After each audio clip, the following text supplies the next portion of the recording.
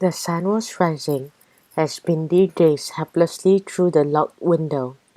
This was not what she had imagined her trek in Africa would be like.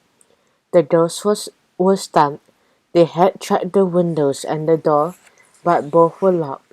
The phones on the desk was disconnected, and although Hannah had found her mobile phone in her jean pocket, it couldn't get any reception. Bindi began to pace. It makes me so mad that those men are getting away while we're trapped in here. Hannah sighed glumly. Why would anyone want to hurt such an incredible animal? And why are we getting blamed for trying to help catch them? Bindi didn't have an answer to either of Hannah's questions. Both girls turned as they heard the door being unlocked. Hannah jumped to her feet. About time.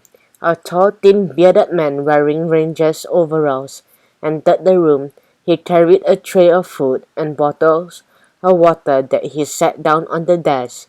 He gestured to the food. Brian asked me to bring you some breakfast. Help yourself. The girls didn't need to be told twice, but they were starving. She ate. Bindi tried to appeal to the man. Listen, my friend and I need to get out of here.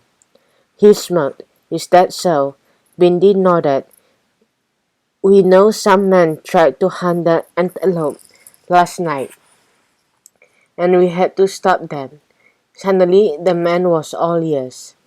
How do you know that? Hannah piped up mid-mouthful. Because we were there and we are being held prisoner here because we cannot identify the man. We saw them cut a hole in the fence. They were up to something bad.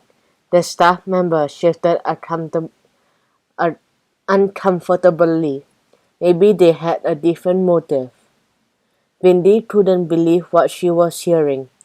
Why would you defend them? They were obviously doing something illegal. As she ate, Hannah studied the man more closely. He looked familiar to her. The more she looked at him, the more she knew she'd seen him before. Hannah pointed to the man's face. You've got something on your beard. He rubbed at his beard self-consciously. As he did so, a dark smudge appeared on his chin. Bindi noticed the mark. You've made it worse. She took a step closer for a better look. It looks like face paint. Hannah gasped. I recognize you now. You were there last night. You're one of the men. Without a word, the man strode swiftly towards the door and closed it. Then he turned back to face the girls. He looked very serious now. You're absolutely right. I was one of the men breaking in last night.